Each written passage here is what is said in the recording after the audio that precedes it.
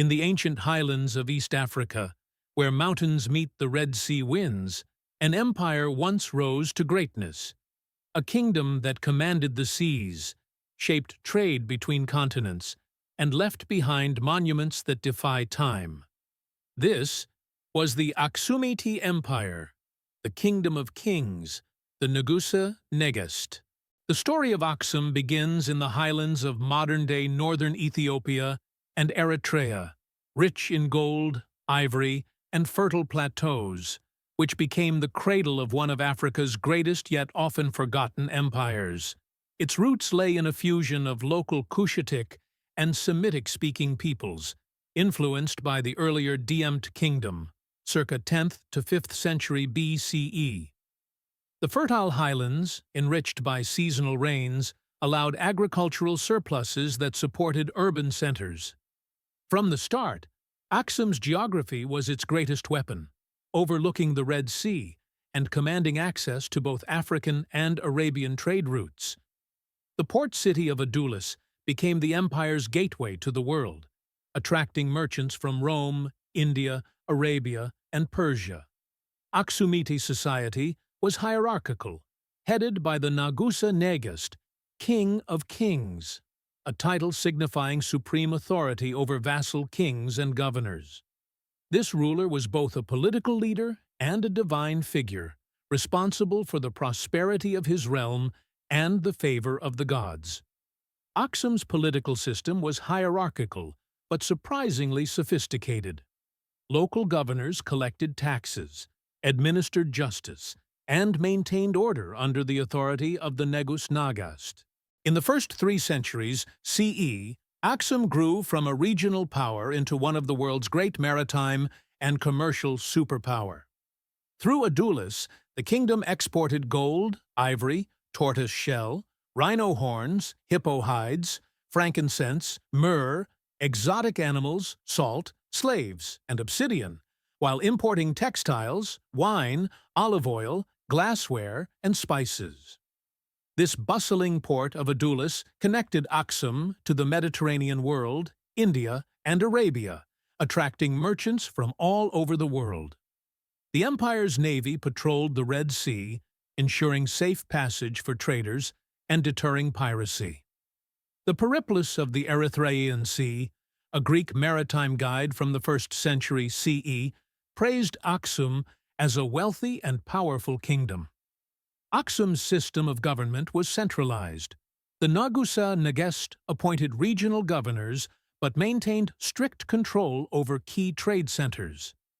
Beneath the monarch were nobles, military commanders, and a bureaucratic class that managed taxation, trade duties, and tribute from conquered lands.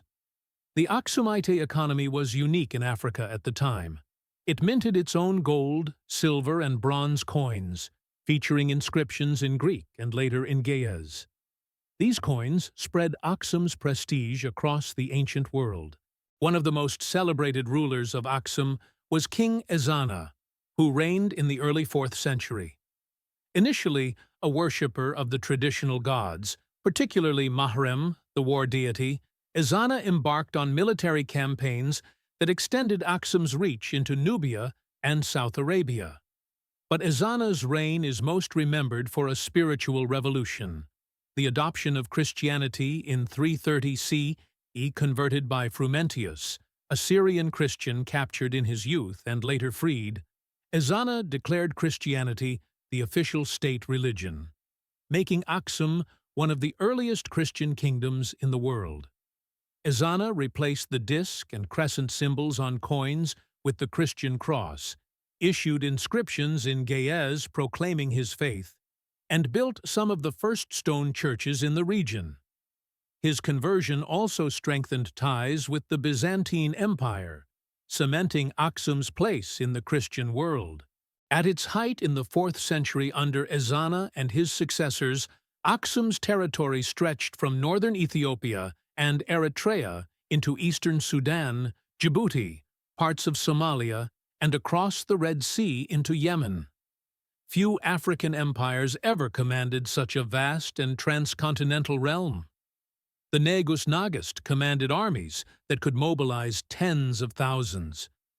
The empire's fertile highlands, advanced terrace farming, and control of trade ensured not only prosperity, but also stability. The empire's economy thrived on tricontinental trade.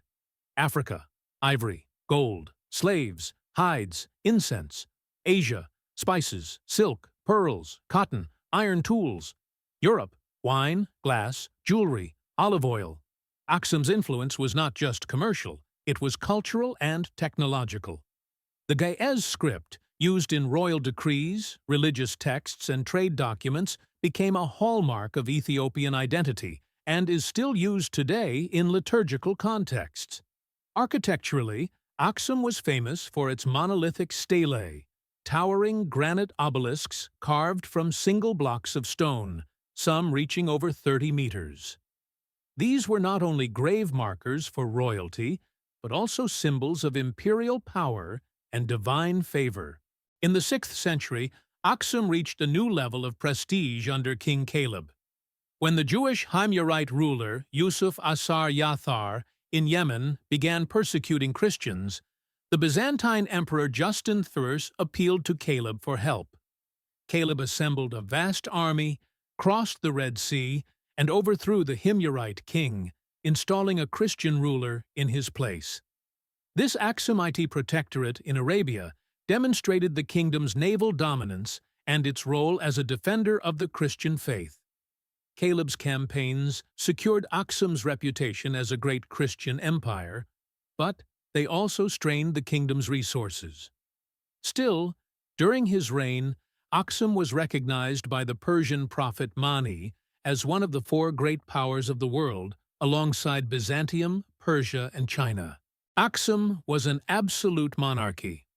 The Negusa Nagast wielded supreme power, commanding the army, directing foreign policy, and overseeing trade.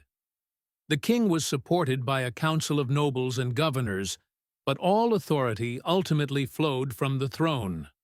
Although the king held ultimate authority, the kingdom had a system of decentralized provincial administration, and client states were often governed by local leaders who were loyal to the king. The king also used family members in court and palace administration. The Aksumites were multilingual, speaking Greek, Ge'ez, and Sabaean. The official language was Ge'ez, used in inscriptions, coinage, and Christian liturgy.